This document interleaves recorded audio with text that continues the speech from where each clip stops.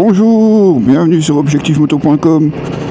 Aujourd'hui on est au guidon d'une moto un petit peu spéciale parce que comme tu le vois, je n'ai pas besoin d'embrayer. Et non, je n'utilise pas non plus de shifter parce que parce qu'il n'y a pas de shifter. On est sur une Yamaha MT-07 YAMT. C'est donc une boîte soit automatique, soit semi-automatique avec les boutons au guidon. Évidemment, je te le montrerai quand on s'arrêtera quelque part. Alors c'est un petit peu surprenant au début, mais tu as vraiment le choix entre les deux. Tu as même deux modes en automatique, puisqu'ici tu le vois probablement sur le tableau de bord, on est en mode D. Mais je pourrais aussi être en mode D+.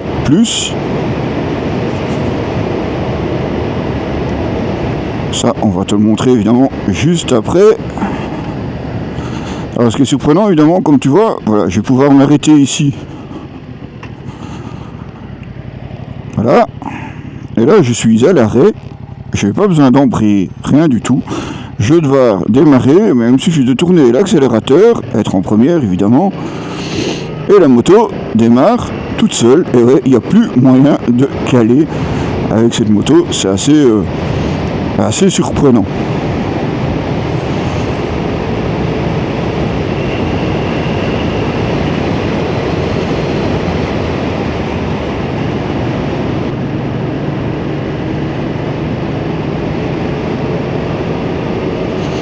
Alors comme je te le disais, tu as différents modes, hein. Donc tu as le mode D qui est là, c'est le mode automatique, je dirais presque touring. Tu as la possibilité de changer, voilà, un mode D+. Et le mode D+, c'est un petit peu le mode sport automatique en quelque sorte, puisque lui, il va pousser les rapports beaucoup plus loin. Alors en plus, tu n'as plus aucune excuse pour ne pas faire signe à tes potes, puisque de toute façon, ta main gauche, elle ne sert plus à grand chose, à part évidemment aller dans les menus si tu en as besoin.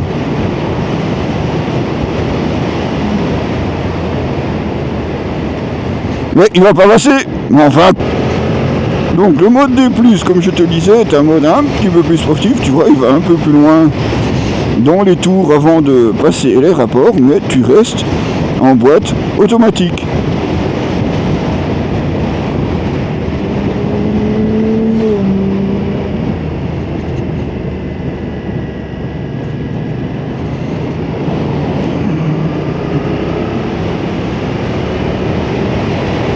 Alors tu n'as plus à te soucier de savoir si tu es dans le bon rapport ou pas. Il te suffit de gérer ta vitesse.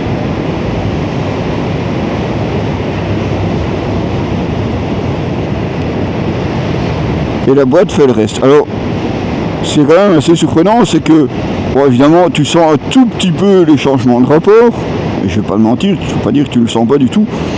Mais encore, ça dépend, parce qu'il y a des moments où ça passe vraiment sans aucun à-coup ni rien du tout.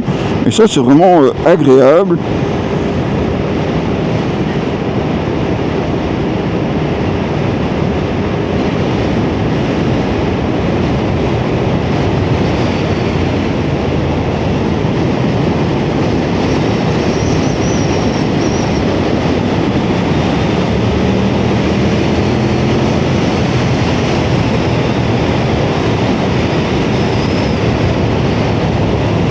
Il suffit de... tu freines ou t'accélères, en fait c'est tout ce que tu as à t'occuper.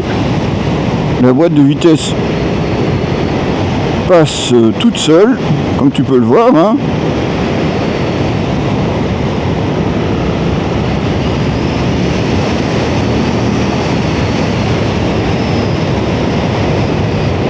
Et alors évidemment, tu as toujours au centre de cette MT-07 un CP2 qui développe, je pense, de mémoire 74 chevaux. Donc c'est largement suffisant, évidemment, pour te faire plaisir. Surtout que la moto n'est pas très lourde. Ça aussi, je t'en parlerai quand on s'arrêtera quelque part. En ville, évidemment, là aussi, aucun souci, que tu sois en D ou en D+.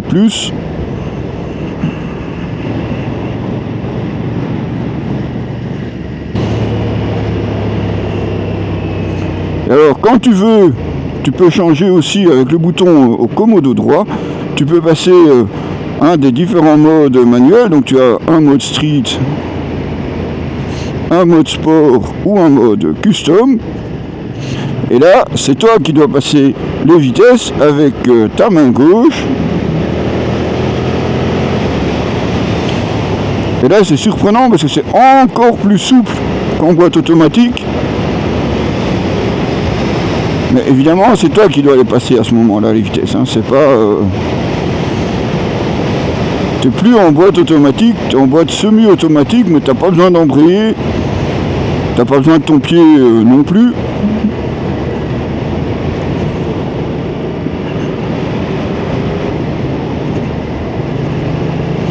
Alors tu me diras peut-être, oui mais qu'est-ce qui se passe si j'ai un freinage d'urgence? Parce que bon, on n'est jamais à l'abri en cas de moto, en roulant en moto, enfin même en voiture, d'être surpris par quelque chose. Ben, je vais te montrer, regarde. Si je redescends les vitesses, il veut pas. Oh, t'es con? Il a pas voulu. Alors, normalement, j'ai bien dit normalement,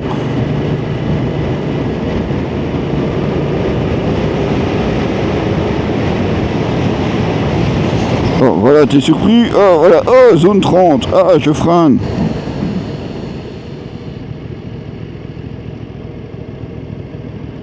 Mais alors?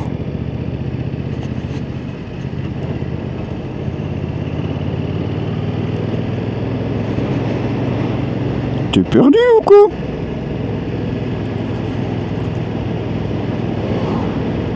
T'es censé descendre là.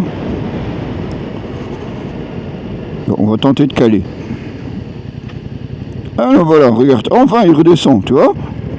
Mais c'est pas moi qui est redescendu, hein. Il a décidé lui-même de descendre de vitesse. Putain, je croyais qu'il était en panne.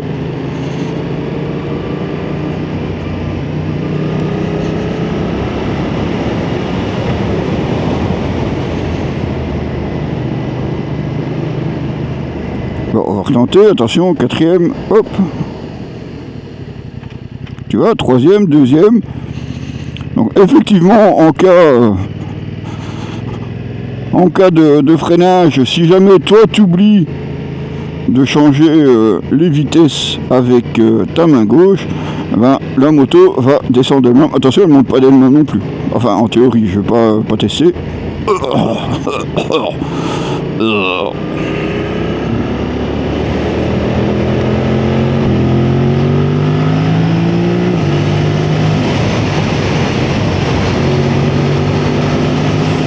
Alors, je ne sais pas si tu l'entends dans la vidéo, parce que comme le casque coupe quand même une bonne partie du bruit.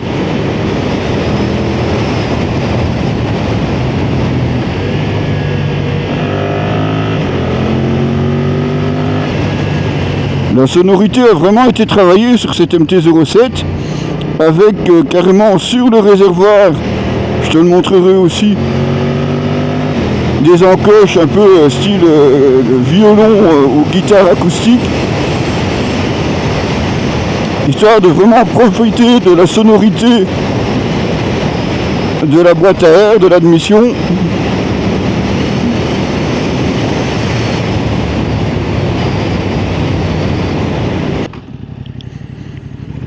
Alors je sais pas si tu vois, mais c'est des nouveaux clignotants aussi, c'est un petit peu surprenant. C'est plus le petit bouton sur lequel tu dois appuyer sur le même. Donc tu tournes à gauche, tu replies à gauche, tu tournes à droite, bah tu replies à droite. Alors il y a un arrêt automatique des clignotants, donc finalement tu n'as pas forcément besoin de rappuyer. Alors je te propose de simplement faire un petit tour ici à Chimère. On va essayer de s'arrêter quelque part, histoire évidemment de pouvoir te montrer cette vidéo et cette moto plus en détail.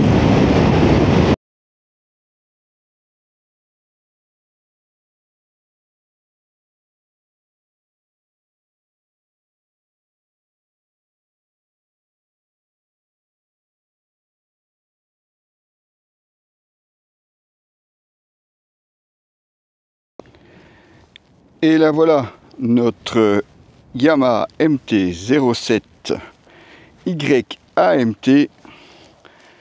Donc cette version 2025 de cette MT-07, une moto qu'on connaît, je crois que tout le monde connaît d'ailleurs une MT-07, sauf que cette fois-ci, sur cette version 2025, eh bien, on a la surprise de découvrir cette version automatique. Et oui, vous le voyez, il n'y a plus de sélecteur et il n'y a plus non plus d'embrayage. Et non, tout ça est remplacé par une boîte automatique. Comme vous le voyez, vous avez un bouton plus,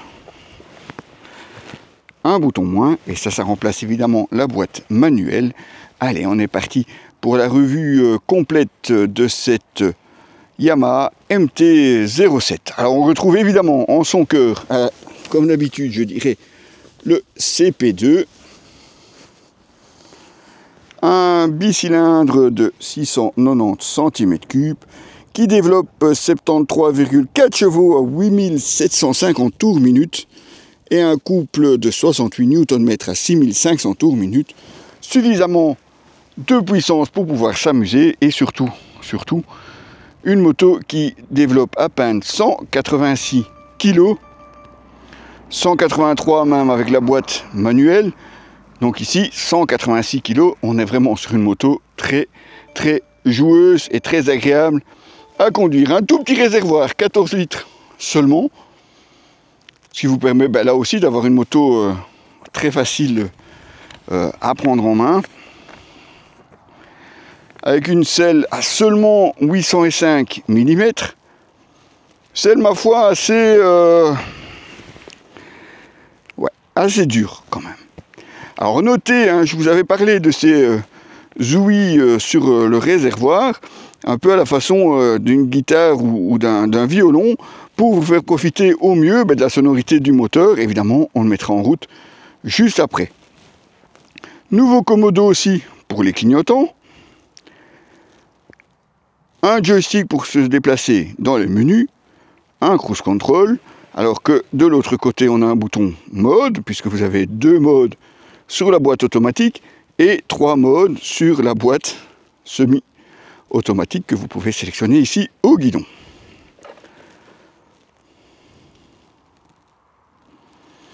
Un tableau de bord que vous pouvez modifier comme vous le souhaitez, puisque vous avez différents timbres comme vous pouvez le voir.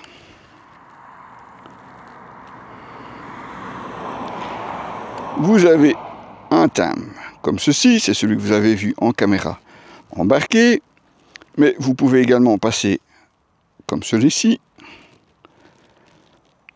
Vous avez encore un troisième.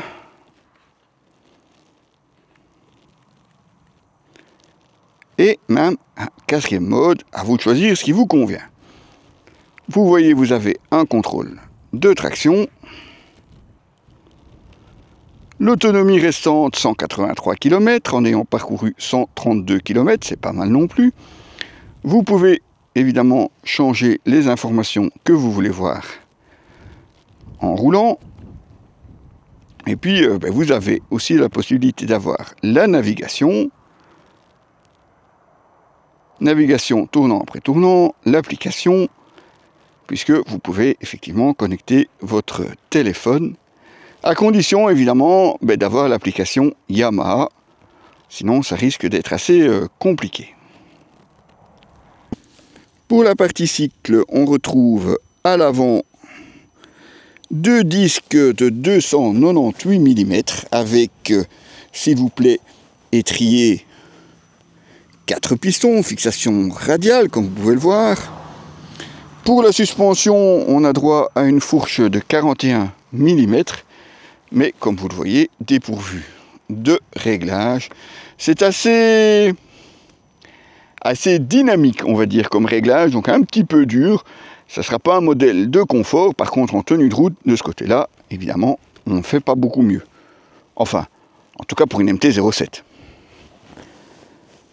On retrouve à l'arrière un 245 mm avec un seul piston signé Nissin.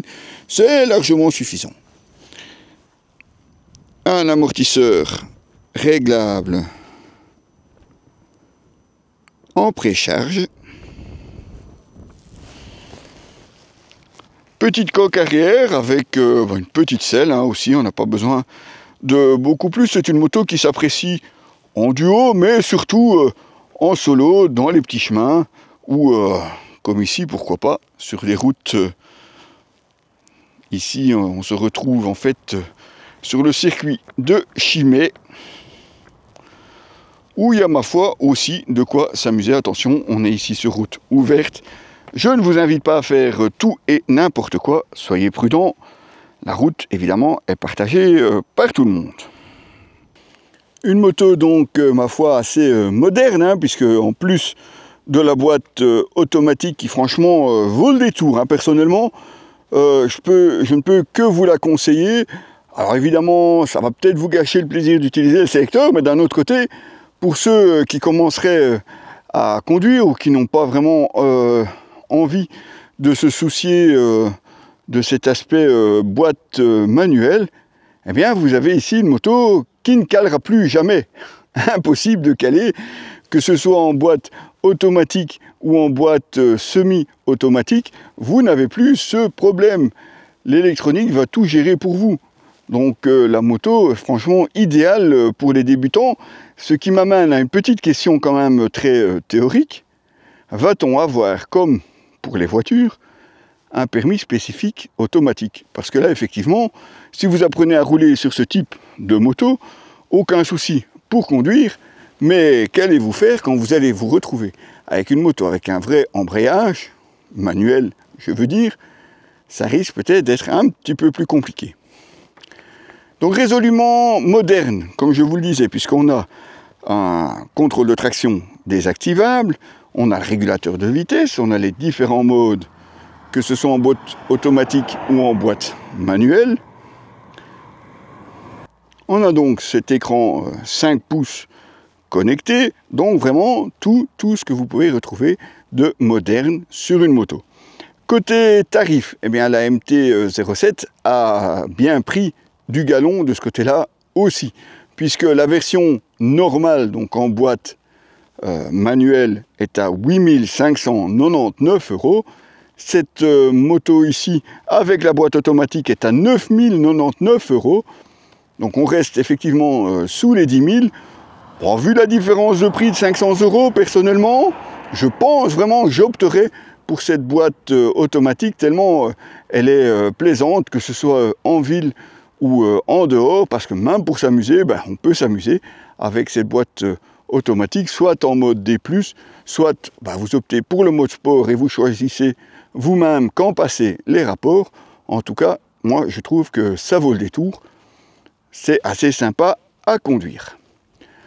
Vous retrouverez évidemment toutes les photos de cet essai sur notre site, comme d'habitude, avec le texte écrit de cet article aussi sur www.objectif-moto.com. On se retrouve, nous, ici en vidéo, pour évidemment d'autres essais. Le casque Aeromatrix, vous l'avez déjà vu. Par contre, je dois encore vous parler de cette veste qui nous vient de chez Segura, puisqu'il s'agit de la Nacho Vented, et ça, on en parle juste après. Les amis, à très bientôt, et faites gaffe sur la route quand même.